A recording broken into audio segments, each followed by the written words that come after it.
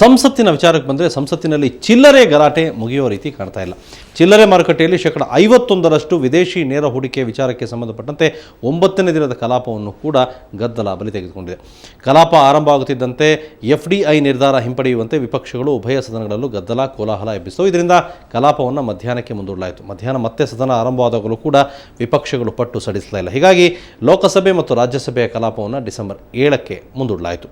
ಈ ಮೂಲಕ 9 ದಿನಗಳನ್ನು ಪೂರೈಸಿದ ಸಂಸತ್ತಿನ ಚಳಿಗಾಲದ ಅಧಿವೇಶನ ಒಂದೂ ಕಲಾಪವನ್ನು ಕೂಡ ಚರ್ಚೆ ಕಾಣಲಿಲ್ಲ.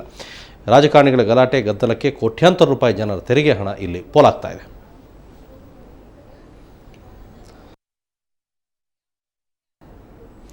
ಇನ್ನು ಮುಲ್ಲಾ ಪೆರಿಯಾರ್ ಡ್ಯಾಮ್ ವಿಚಾರಕ್ಕೆ ಸಂಬಂಧಪಟ್ಟಂತೆ ತಮಿಳುನಾಡು ಮತ್ತು ಕೇರಳ ಸರ್ಕಾರಗಳ ಜಿದ್ದಾಜಿದ್ದಿಗೆ ಕಾರಣವಾಗಿದೆ. ವಿವಾದ ಇತ್ಯರ್ಥ ಕುರಿತಂತೆ ಕೇರಳ ಸಿಎಂ ಓಮನ್ ಚಾಂಡಿ ಪ್ರಧಾನಿಯನ್ನು ಭೇಟಿಯಾಗಿ ಮಾತುಕತೆ ನಡೆಸಿದ್ದಾರೆ. ಡ್ಯಾಮ್ ಇರುವ ಪ್ರದೇಶ ಭೂಕಂಪನ ಕೇಂದ್ರಿತವಾಗಿದ್ದು ಕೆಲ ತಿಂಗಳಿನಿಂದ ಇಲ್ಲಿ 26 ಬಾರಿ ಲಘು ಕಂಪನ ಸಂಭವಿಸಿದೆ. ಹೀಗಾಗಿ ಜಲಾಶಯ ಶಿಥಿಲಗೊಂಡಿದ್ದು ಮರುನಿರ್ಮಾಣ ಮಾಡುವಂತೆ ಮನವಿ ಕೂಡ ಮಾಡಿದ್ದಾರೆ. ಇದಕ್ಕೂ ಮುನ್ನ UPA ಅಧ್ಯಕ್ಷೆ ಸೋನಿಯಾ ಗಾಂಧಿ ಅವರನ್ನು ಭೇಟಿಯಾದ ಓಮನ್ ಚಾಂಡಿ ಪರಿಸ್ಥಿತಿಯ ಕುರಿತು ಅವರಿಗೆ ವಿವರಿಸಿದರು. ಇದೇ ವೇಳೆ ಕೆಲವೇ ಕ್ಷಣಗಳಲ್ಲಿ ತಮಿಳುನಾಡು ಸಂಸದರು ಸಹ ಪ್ರಧಾನಿಯವರನ್ನು ಭೇಟಿಯಾಗಲಿದ್ದಾರೆ.